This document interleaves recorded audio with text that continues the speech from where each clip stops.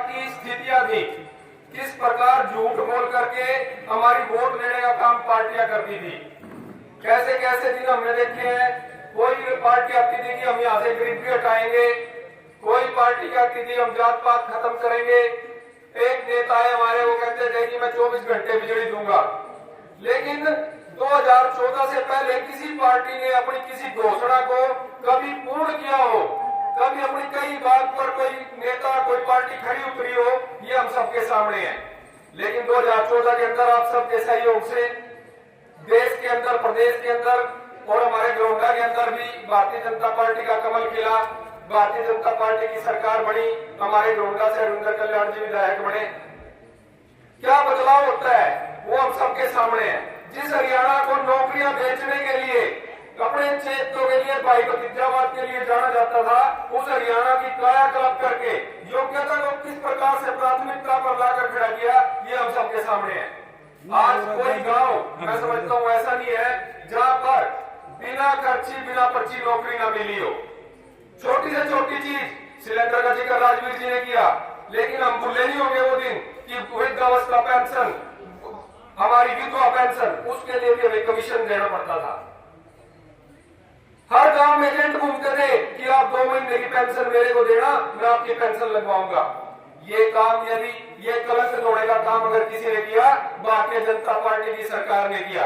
मनोहर लाल जी के नेतृत्व में आज वो दिन जो हम विदेशों में सुनते थे कि विदेशों में अपने आप जैसे आयु होती है वहां पर ड्राइविंग लाइसेंस बढ़ जाता है, वहां पर पासपोर्ट बढ़ जाता है, वहां पर तो ये सुविधा है, वो सारी सुविधाएं आज हरियाणा के अंदर और इस देश के अंदर देने का काम भारतीय जनता पार्टी की सरकार ने किया है। आज 60 साल की आयु होते ही आपको मैसेज आता है कि आप पेंशन के पात्र हो गए हो। आप अपने कंप्यूटर पर अपलोड कराएं अपने डॉक्यूमेंट और आपकी पेंशन आपके खाते में आएगी। बीच में कोई बिचौलिया नहीं है। कोई 3000 अगर पेंशन सरकार डालती है आपके खाते में, कोई अठन्नी उसमें से रख नहीं सकता। ये काम भारतीय जनता पार्टी की सरकार ने किया है। और यदि हम अपने दरोगा की बात करें, 1966 में जब हरियाणा बना, हमें ध्यान होगा कि 1966 में जो सड़कें बनी थी, 8 फुट की 9 फुट की जो सड़कें होती थी, उन पे ठेके लगाने का काम भी इन लोगों के बस का नहीं था। उनमें कितने खड्डे होते रहे हम सबको पता है। यदि जमालपुर से चल के गरोंडा जाना होता था तो एक ही रास्ता था, पनौड़ी से जाओगे आप और पनौड़ी से आज आप गरोंडा जाओगे, और उसमें घुटनों तक के गड्ढे हम सबने देखे हैं। पूरे 5-5 साल उन गड्ढों को भरने का काम किसी सरकार ने नहीं किया। और 1966 के बाद 2014 में जब भारतीय जनता पार्टी की सरकार आई तो 1966 में बनी हुई जो सड़कें थी उनको चौड़ा करने का तो काम किया ही किया, सैकड़ों नई सड़कें।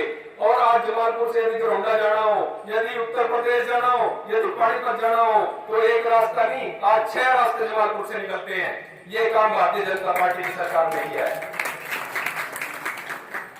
मेरी माताएं बहनें बैठी हैं, मेरे बुजुर्ग यहाँ पर बैठे हैं, युवा साथी खड़े हैं। हमें अंतर को समझना होगा।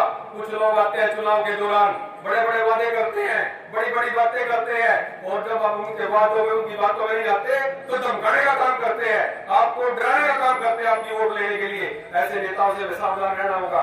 और भारतीय जनता पार्टी की सरकार जो हर वर्ग के लिए, हर क्षेत्र के लिए, हर जाति बिरादरी के लिए, जहाँ पर कोई ऊंच नीच का भेदभाव नहीं है, यदि आपकी योग्यता है, आप किसी स्कीम के पात्र है, तो घर बैठे उसका लाभ आपको भारतीय जनता पार्टी की सरकार देने का काम करती है।